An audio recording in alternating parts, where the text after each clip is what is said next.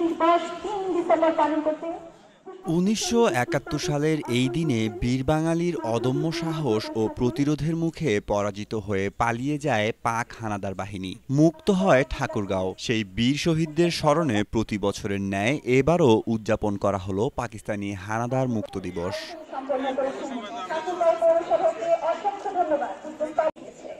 বুধবার সকালে ঠাকুরগাঁও সাধারণ পাঠাগার মাঠে মুক্তিযুদ্ধ শহীদ বেদিতে পুষ্পস্তবক অর্পণ করে শহীদদের প্রতি গভীর শ্রদ্ধা জানানো হয়। একে একে শ্রদ্ধা জানান জেলা প্রশাসন, পুলিশ প্রশাসন, জেলা মুক্তিযোদ্ধা সংসদ এবং উদীচী সহ সরকারি বেসরকারি প্রতিষ্ঠান ও বিভিন্ন সামাজিক সাংস্কৃতিক সংগঠনের নেতাকর্মীরা।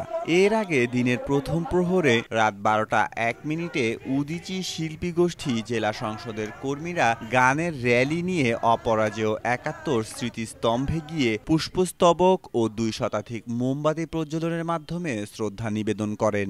এছাড়া দিবসটি ঘিরে আয়োজন করা হয় আলোচনা সভা, স্মৃতিচারণ এবং ১৯৭১ সালের মুক্তির ইতিহাস তুলে ধরার বিশেষ অনুষ্ঠান। স্বাধীনতার সুবর্ণ ইতিহাস ধারণ করে প্রতি বছরই গর্বের সঙ্গে পালিত হয় ঠাকুরগাঁও পাক হানাদার মুক্ত দিবস। ঠাকুরগাঁও, জনকণ্ঠ।